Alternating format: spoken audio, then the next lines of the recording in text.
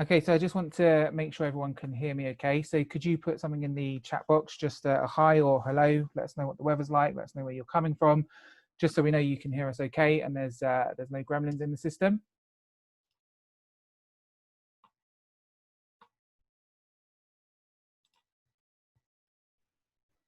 Excellent. Yeah, it's really hot here. It's about 32 degrees. Hopefully there's going to be a thunderstorm soon so we can cool down a little bit. But I think with the weather, it's a case of you complain when it's hot, you complain when it's cold. So you can never really be happy, really, can you?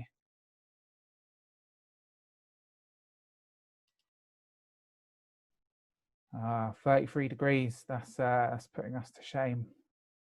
Nigeria. What's the weather like in Nigeria? I guess it's hot all year, isn't it? Yeah, I think I'm complaining too much. It's just all part of being British. It's complain about everything we do.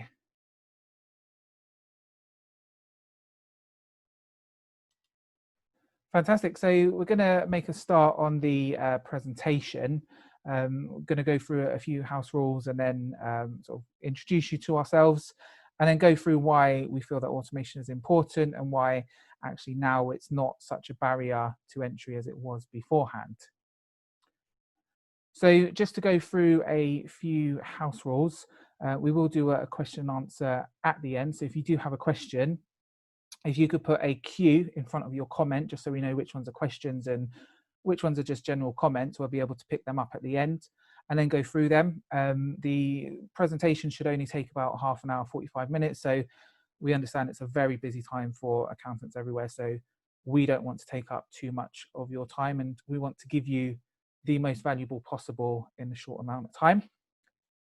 So we are recording this webinar as well. You will get a link to the recording. You'll also get a copy of the slides as well if you want to go through it and have a bit more detail at the end. So I want to introduce ourselves just so you know who we are and essentially why we have collaborated. So I worked as an accountant for 12 years before becoming part of a recruitment company that I brought into. And my journey into accounts was essentially, I wanted to add value to businesses. I wanted to, be a real difference maker. But when I got into the ground level of accountancy, I actually realized it's quite admin focused, and there's a lot of stuff that happens within the accountancy department which is there to just move things along rather than to add value, essentially. And I got a bit bogged down, and it all came to a point about 7 years ago when I started in a fairly new company that had grown quite rapidly, and we were trying to do their payroll. Because there was no systems in place, it actually took me from 8 o'clock in the morning till 9 o'clock at night to pay 50 people. We got it wrong. We paid people twice. We missed people off. Absolutely horrible experience. And I wanted to leave accountancy at that point. And then from there on, I was like, right, I'm not going to give in. I'm actually going to work out how I can make systems better so the flow of information works and it's not such a laborious task. And that's why I got into recruitment, because I work with people who want to move companies along using financial technology to make the whole system better. And so that's where I am today. Paddy, would you like to go ahead and introduce yourself? Yeah, absolutely. Thanks, Lee. Great to be here with you all today. So to give everyone just a very brief introduction on myself. So I lead the UK and Ireland sales team for Spendesk. Spendesk is a platform, a financial platform designed to help companies spend money smarter. So what does that mean? It's pretty broad, I think. At a very high level, we contend that the way companies think about spending money in many cases is broken. It's built upon, I think, a lot of manual processes, and it takes up an awful lot of your time just tracking through all of these processes, all of these different ways of spending money, just to get to a general outcome. Instead, at Spendesk, what we think is there's a smarter way to do it, and I'm really, really looking forward to bringing you all through that today. Now, briefly just on myself, I don't have a background in finance. My background is software. And for about 5 years before joining Spendesk at the start of this year, I worked at a company called Intercom. what I liked a lot about Intercom, and what I suppose kept me there for 5 years, was the basis that we saw that the way companies were doing things like customer support, sales, marketing, again, was a little bit broken, because we were relying on people to do jobs that we believe machines could do, and instead let the people do what they're best at, which is solving problems, which is looking at what's working, how can I drive this business forward, how can I use my immense brain power to really, really benefit that business. I saw that grow at Intercom. I saw this mindset shift with the people we were selling to. And when Spendesk came along, I decided that, this is a really good fit. It's a very similar problem, although in different spheres. And really looking forward to bringing you all through how we think about that problem and how we think we can solve for it. Excellent, thank you, Paddy. Again, yeah, it's I think the world is changing, and we're going to hopefully bring you on a journey to think about the future and how we can combat the current situation that we're in. So the reason why we feel automation is key right now is because at the end of last year we were hit with something which we didn't really personally take seriously. It was happening halfway around the world. We all thought, oh, it wouldn't happen to us, but it's hit us wherever we are, and the whole landscape has changed in terms of business. We're in a situation that was unpredictable a couple of months ago.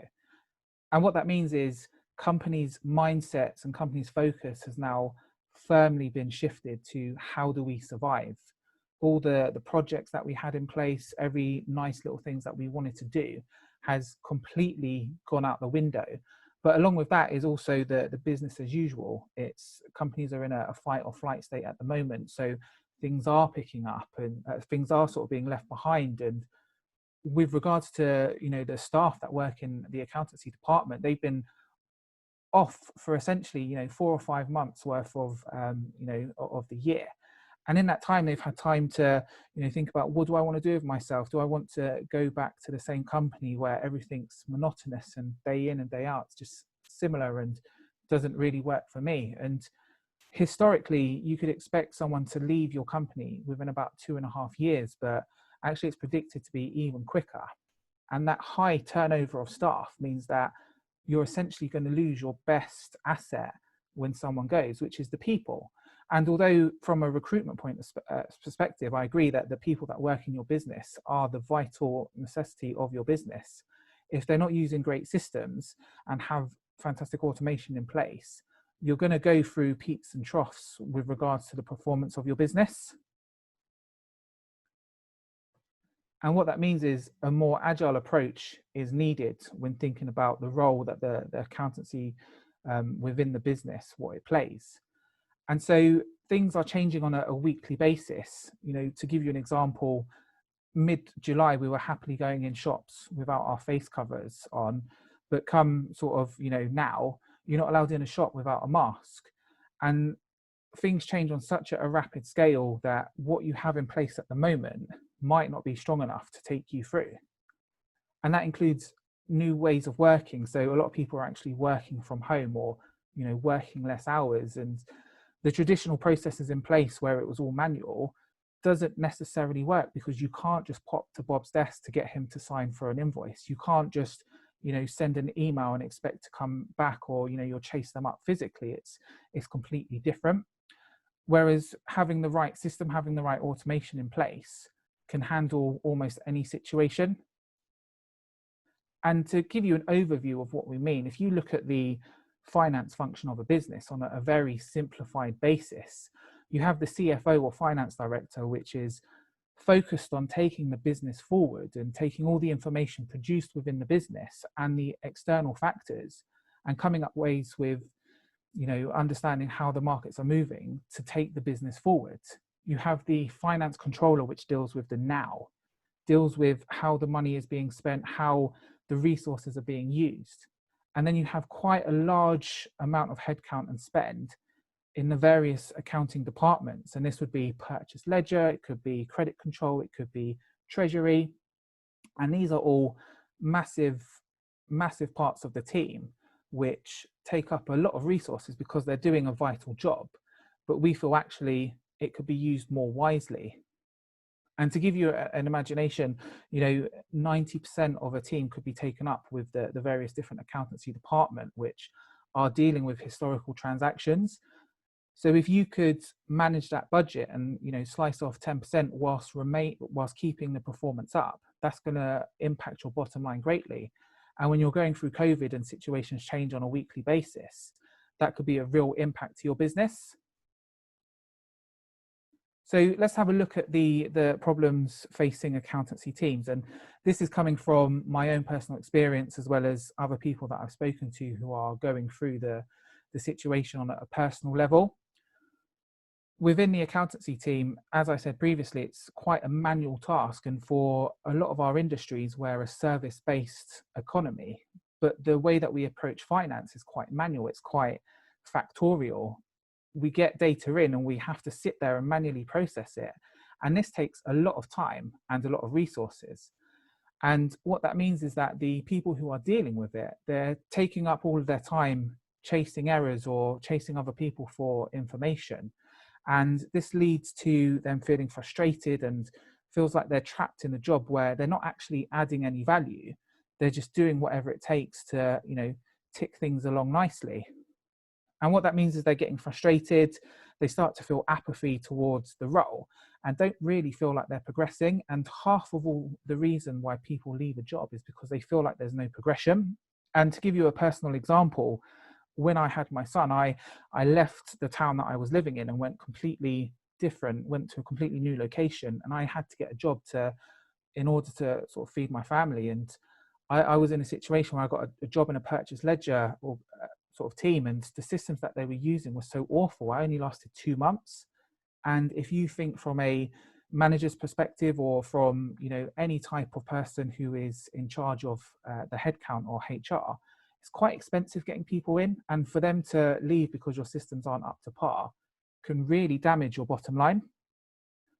And the turnover, as I said previously, the turnover of your staff would mean that you're going through periods where you're not going to be able to cope. And the solution is quite simple. It's looking at the processes as a whole, breaking it down to the individual tasks and thinking, right, do we need someone to sit there to key in invoices, or can it be done automatically? And so by going through a process of understanding on a sort of almost microscopic level of what the task entails, you'll be able to find tools that will do the heavy lifting for you. And working in finance myself, I can guarantee you there isn't a problem or a job out there that some form of automation can make it easier. And it's not just about thinking about how can I make my job easier. It's thinking about how can I make the whole system work so we can do things a lot quicker, a lot easier, and make the whole business a better one. And so by putting in automation, even if it's automating one part of the job, you're automatically going to save yourself some time. So I've worked in businesses where they've done everything manually and it's taken 10 days to do a task. Whereas once the automation kicks in, it actually takes one person 2 days to deal with a task, because they're not making errors. They're essentially looking for exceptions. If everything runs smoothly, you're taking care of 80% of the issues and only 20% require your attention. So there you've cut your day-to-day activity down to 20% of what it was before. And so with the better form of automation, you also get a better insight. And that's key at the moment, where if you need to know exactly where your business is, you can't wait 2 or 3 weeks for month end. If you want to pull off a report, it's going to take man hours, it's going to take a lot of time to get there. Whereas the right systems and automation in place, you can click a button and it's there for you. And from a personnel point of view, that means that people aren't getting bogged down in really mundane works, and they can actually feel like they're adding value. They can learn different parts of the accountants industry, they can learn different parts of the business and actually grow as people.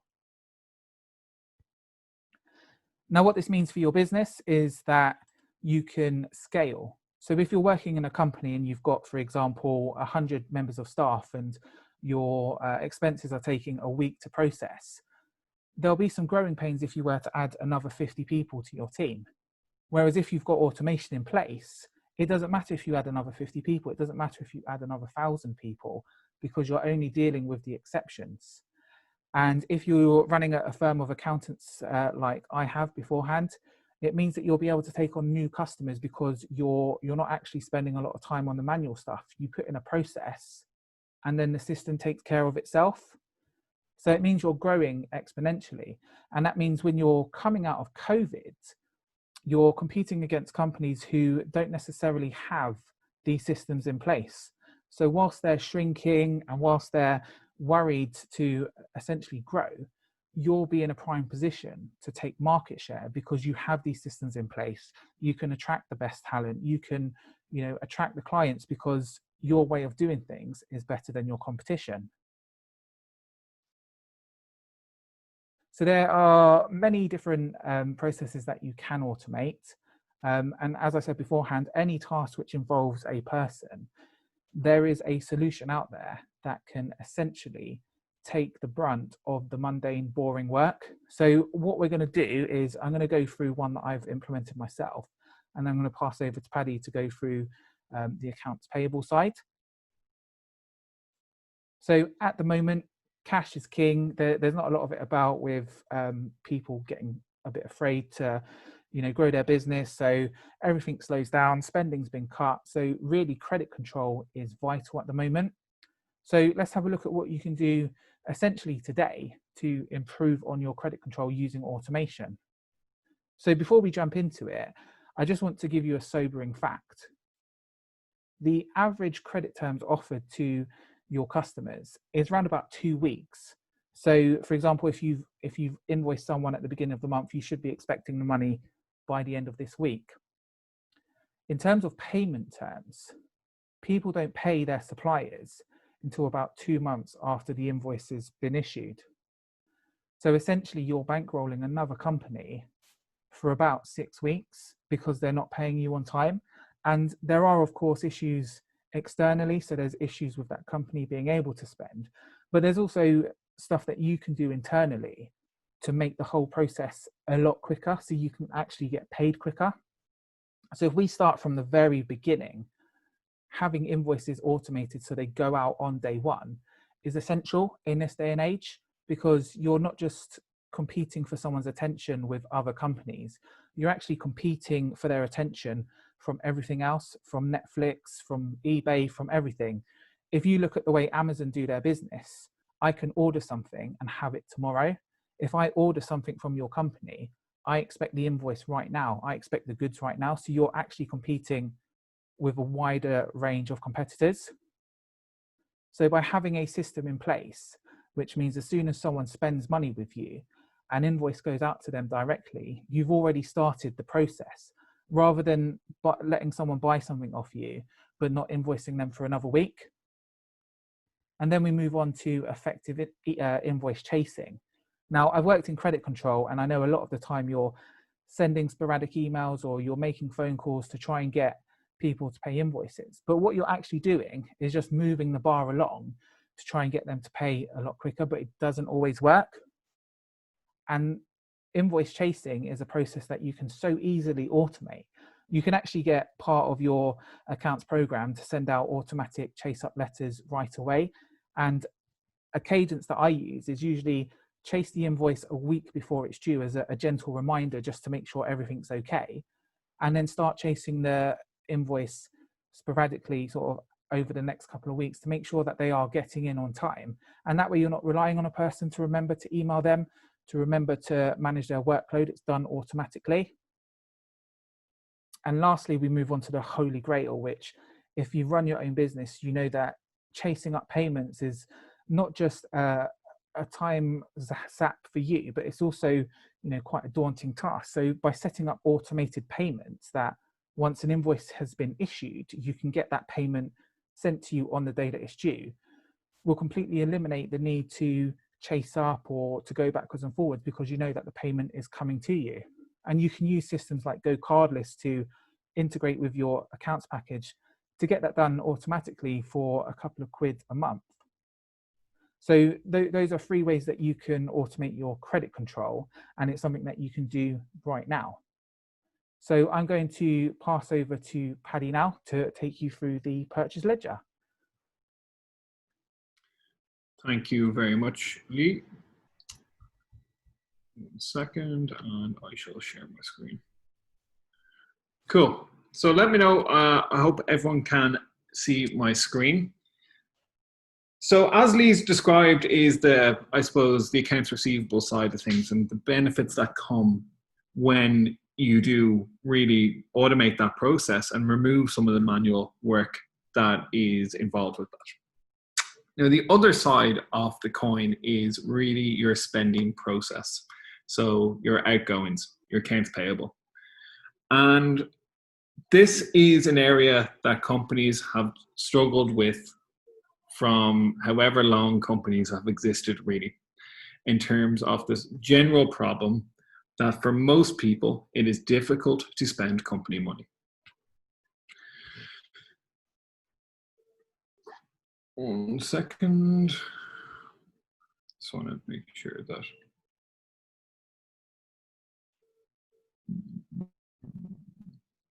Here we go. Sorry about that. So when we look at the traditional business spending, what we typically look towards is a pretty simple cycle. You have, before you spend, can I buy this? Is this in policy? Do I have the right approval to buy this? Should I buy this? Into actually paying for things. So where's my credit card? Who do I have to annoy for their credit card? Does this go in an invoice? Should I pay out of my own pocket?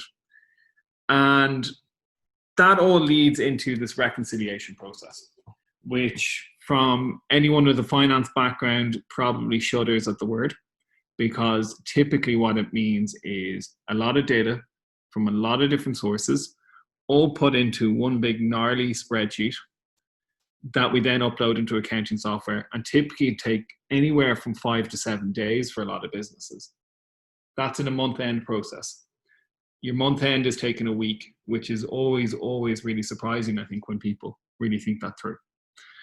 So what I'm going to do is going to quickly bring you through where we see the challenges probably in these 3 main buckets, and then talk to you a little bit about how we think the world is changing and where Spendesk might fit into that. So before payment. This is what happens when a business sits down, or a person within a business sits down and decides to ask the question, should I buy this? And in many companies, this looks very, very different. Some companies that are probably quite far along on their growth journey might have approval processes set up. They might have spend policies. Other companies, maybe at a smaller stage, kind of have scouts on there a bit, in the sense that we just ask, or maybe it's a case that everyone acts in the best interests of the company.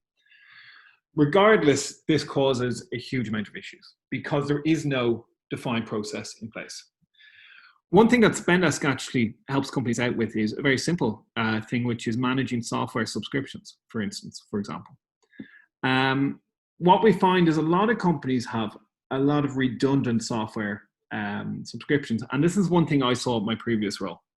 And I remember the day very well when the FC sent an email to the whole company saying, can anyone explain to me why we're using Asana, Trello, Coda, and Airtable when all 4 of the tools do the exact same thing? And it was just a case that we didn't have a policy. People just bought what they thought was best for their needs. As that transpires, we were spending thousands of dollars in software that we didn't need, and we already had the products in place that we could have used. So at a very, very simple example, you can see how much not having a process here can really, really hurt your business. So that leads us into actually paying for things. So once you've gotten whatever approval process you have in place, Lee mentioned the times have changed. What this might have looked like 6 months ago was you'd walk over to someone's desk and you'd ask for the credit card. If you couldn't find it, you might hover around their desk for a few minutes and hope that they come back, get their credit card. Or in many companies, which is a little bit scary, but let's face it, true, People have the card details already, whether it's a photo on their phone, whether it's saved on a Google Chrome. People have the card details already. So that's obviously going to cause an issue. You have one credit card, you have multiple people spending on it. Who's spending what? What are they spending it for? You have no idea. Even when those payments are made, what happens is the employee isn't really incentivized to actually upload that receipt. So what happens is the regular monthly email, which is, "Hi team, could anyone please reply back to me if you've made any of these transactions?" And the transaction lists are huge.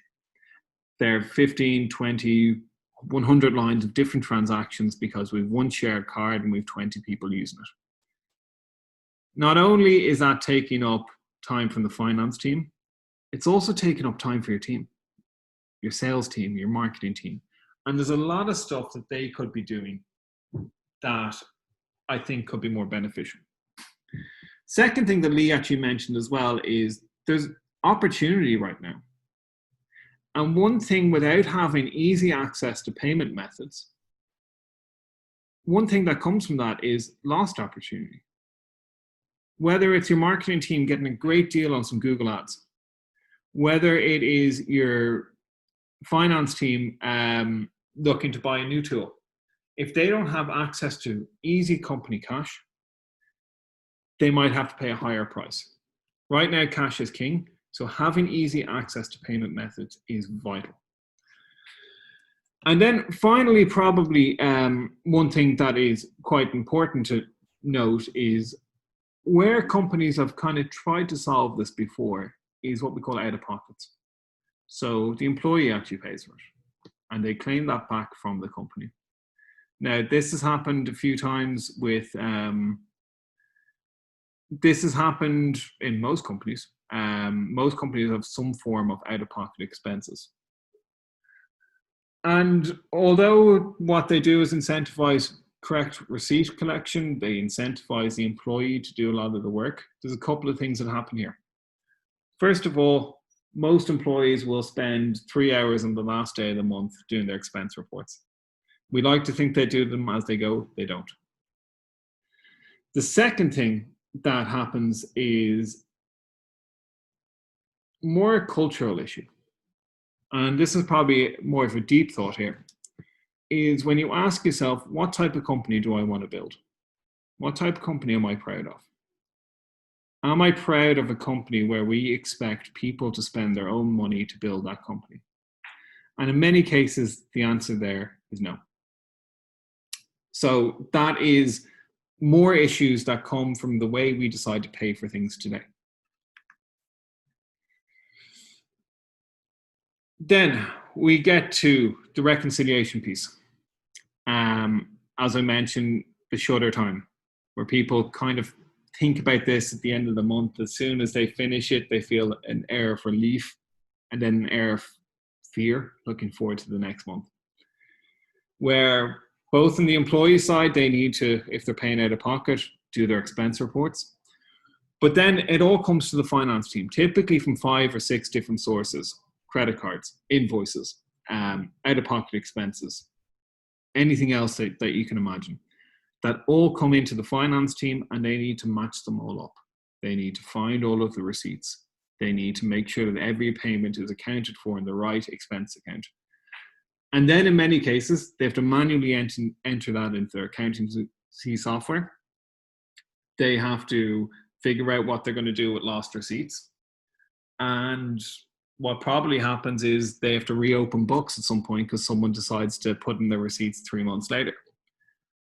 All of these areas take so much time from the finance team and the employees. But if we focus solely on the finance team,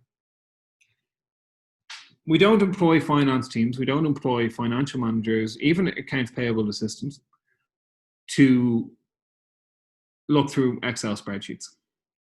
We employ them for their brain power. We employ them for what they can help drive our business forward with. And that is why we think this whole process is broken, and why we think there is a very, very valid reason to look at an automation tool that can help you from end to end throughout this whole payments process. So, as Lee mentioned quite a bit, the times are changing. As mentioned before, I used to work in a company called Intercom. What we did at Intercom was we sold a lot of AI software, a lot of robotics, a lot of things that could automate jobs of customer support teams or sales teams.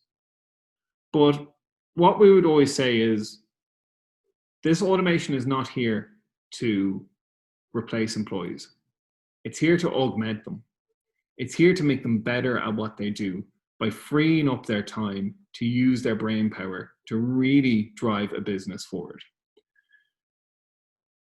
And today, that automation and this, I think, new way of thinking is really starting to hit the finance organization, which I think has been devoid of quite a lot of optimization up until date. So we now look at across the whole finance side, whether it's on AP, whether it is on invoice collection, whether it is on approval processes. There is tools out there that are designed to help you do what's best, do what you're paid to do, which isn't to enter data, it is to think. So we look at this, optimizing the approval process. Numerous tools out there that can help you optimize approvals, Approval Max being one in the UK market, which allows you to have a automated approval. When someone asks to pay money, automation happens, it gets the right approvals from the right people. Managing payments is one area that we've really seen an awful lot of great initiatives here. We like to think that we're leading quite a few of them ourselves, from providing employees with smart physical cards that go beyond just a piece of plastic, to actual virtual cards that they can use for online expenditure, meaning that they are never going to have to borrow a credit card again, to generating expense reports on the go. So rather than waiting for that last day of the month for everyone to input all of their expenses, doing this on the go. And of course, all of this integrating directly with the tools that you need to use so that we're not getting silos and different data in different tools. We want to have one source of clean data. And the outcome of this typically is what we find is it reduces errors. It reduces the amount of time a finance team needs to spend on closing the books, on chasing receipts, on creating these policies that in many cases just aren't even popular and aren't even adopted.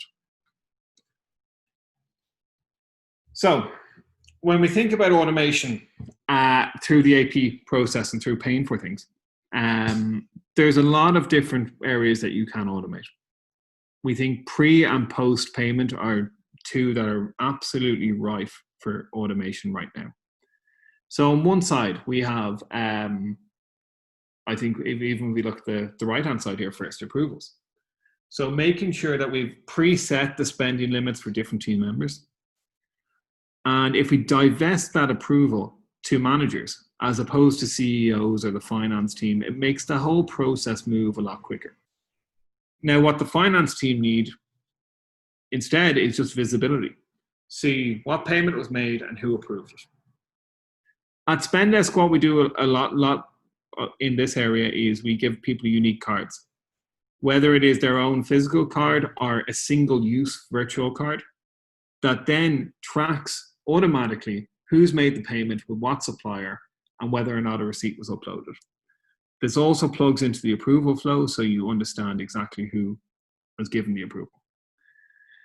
So after that happens, typically when I speak to customers, and I speak to a lot of our customers on a daily basis, they come to this point of saying, it sounds great in theory, but I'm just thinking about the amount of work this is going to cause for me. What we believe in Spendesk is to kind of divest a lot of the work to the team and bring it as close to point of purchase as possible. So what this means is we can log payments in the app when they happen. So rather than waiting for a credit card statement or the end of month out of pocket rush, what happens is the employee can log the payment, the reason for the payment, allocate it to the right team budget, and upload their receipts inside the app at point of purchase. What this is then doing is automatically creating the reports for the team.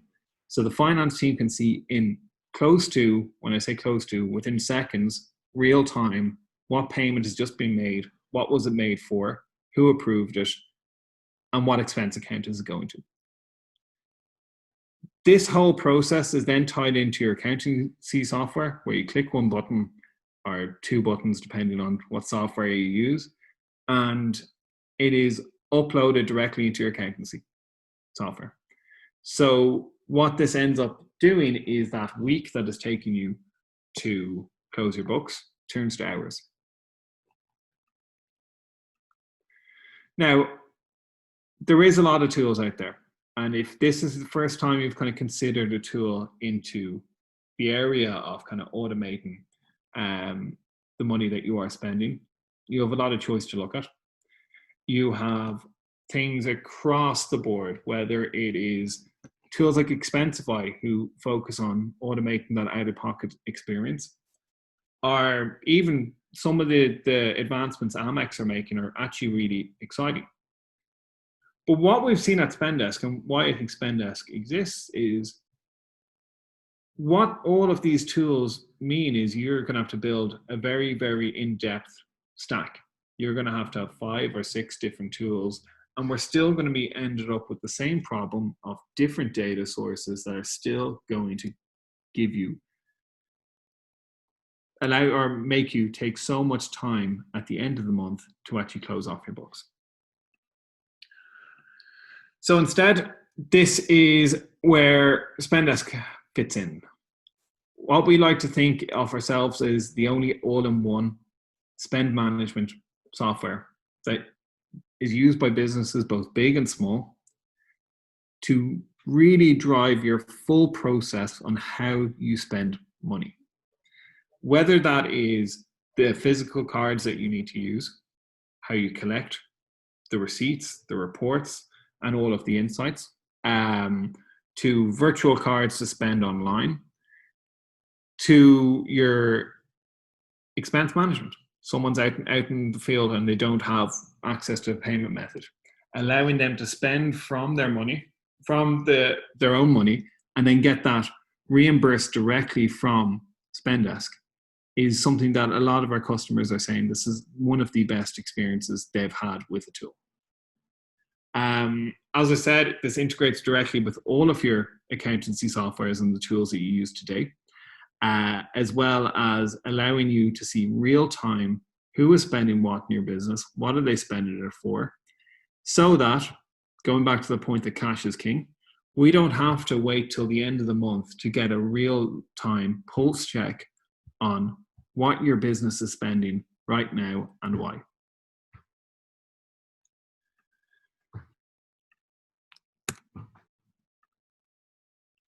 So, to give you probably a little bit of a broader context for this, what you can see is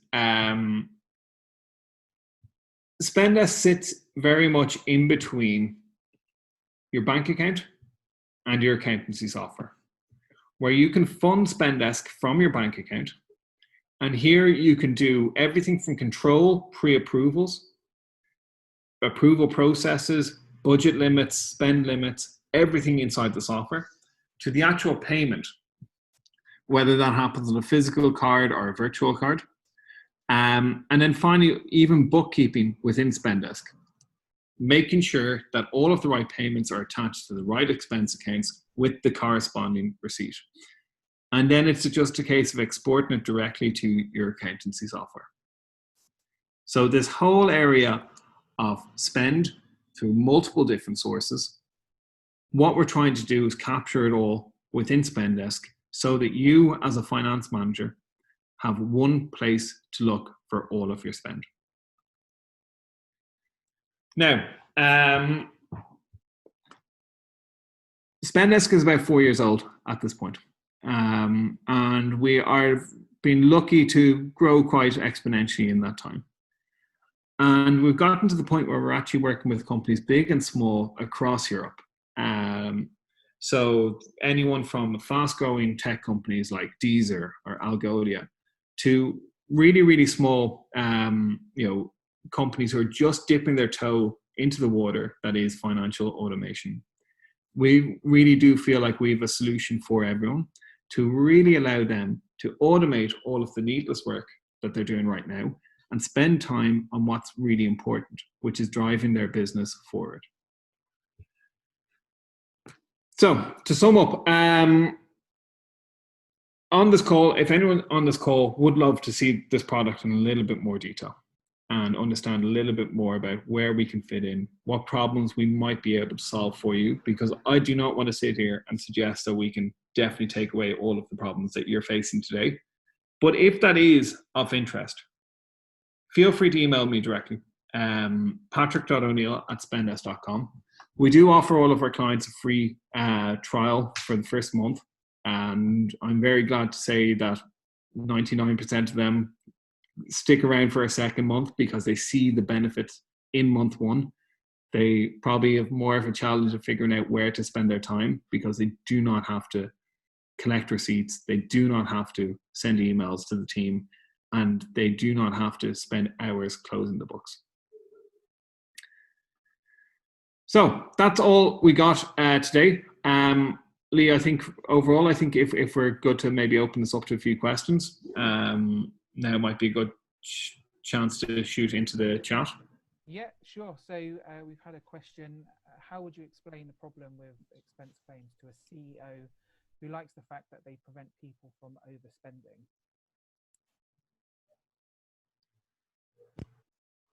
Yeah, absolutely. So, I think, Lee, from your side, I think it was a little bit quiet on that side, but maybe just to repeat, how would you explain the problems with expense claims to a CEO who likes the fact that they prevent people from overspending? It's a very good question, and it's something that, again, we find that we come up against quite a lot. As I mentioned, there's probably two sides to this. So one side is, I think, and the one that I would always drive back to is the culture side. So what type of culture are you looking to build in the business? And we very much believe at Spendesk that it's not on your employees' standpoint to spend their own money to help build your business. That is for your business to spend. That's one side. It's more of a high-level culture point. On the second side, employees aren't accountants. They aren't designed to, I think, upload things in the right way at the right time. They actually, in many cases, don't understand nor care. And that's fair enough. It's not within their job spec too. Most employees, in fact, I think every employee would not understand the month-end process. Therefore, what ends up happening is we see it a lot that you get receipts passed in months that were actually paid for months ago. And then the issues that come with that one is that you have to reopen your books to code that correctly, which causes all sorts of reporting issues. You can't be in a situation, I don't think, from a cultural standpoint to say, you know what, we're not going to pay you, you didn't put this in on time. Because I think the end point is you end up with unhappy employees, and that's not really what we're trying to do right now, especially when your employees are your real biggest asset. Everything else someone can copy. They can't copy your employees. Yeah, and I think that's true. There's a lot of stress going around, especially with people working from home, and I feel that there's a lot of expenses that people don't know that they should be claiming for. For example, their household expenses if they're working from home. So I feel that it's quite relevant. Exactly. So, Lee, I see another question here from Tim, which I think I can help with. So, does this app require the spender to know what expense account to post a purchase on, and how to treat any VAT. These are the two main issues that have held me back from automating. Very good question. So what Spendesk is designed to do is obviously to help you spend smarter, but also going back to point one, your employees aren't accountants. Therefore, what we always allow you to do is to check all the payments as they come in. So to understand, to make sure that they are assigned to the right expense account. It's a simple check that finance teams can do. For context, our own finance team have told me that in a busy month, we might have 1,000 to 1,100 different payments going out from big and small.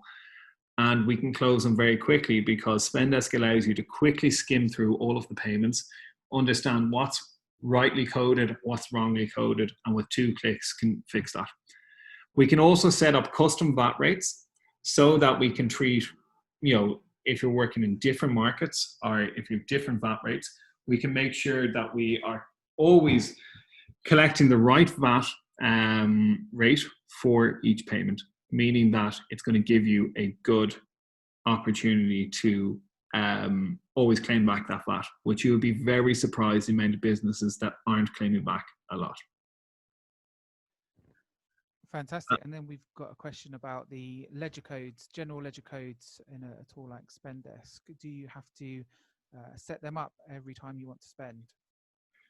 Yeah, it's one thing that we really do pride ourselves on at Spendesk is our customer success team. So with any new customer of Spendesk, what we organize on your first day is an onboarding call where we look at your GL codes and we then code them into the tool for you so that you have your set GL codes ready to go so that everyone can then select the right code that is the right one for your business. We don't use just boilerplate ones. They're always your codes that will then match up to your accountancy software at the end of the month. Fantastic. So it works seamlessly with systems like Xero or QuickBooks or even Sage.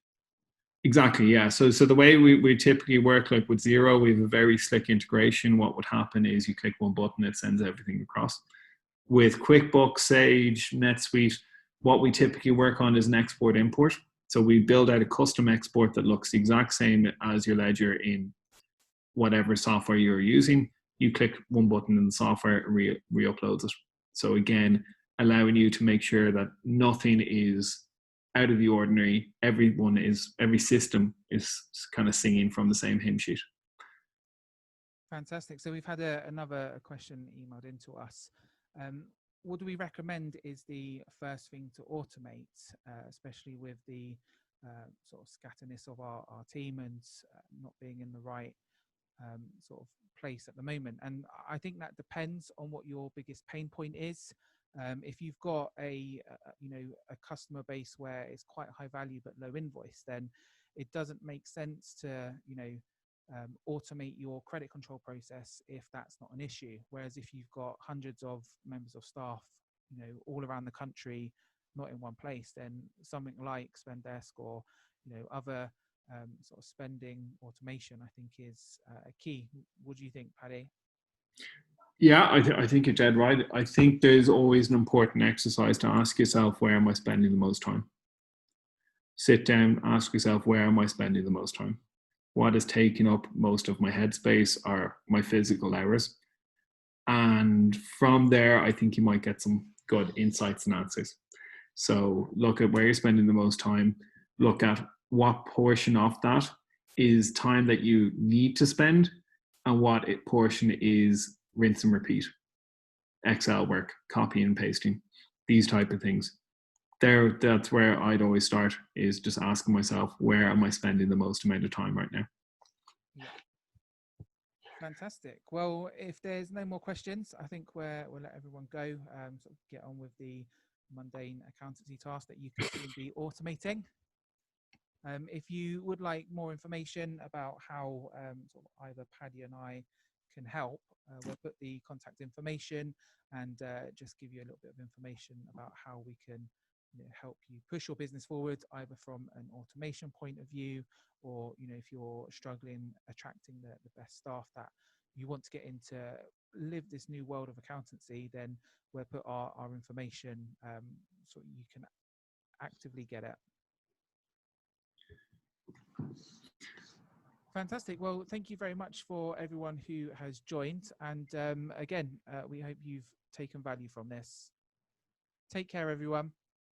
Thanks, everyone. And hopefully, if I can answer any questions on Spendesk, you should all have my email. It's patrick.o'neal@spendesk.com. And have a great rest of your day. I hope you enjoy some of the sunny weather out there. Fantastic. Thank you, everyone, for joining. Take care. Bye now.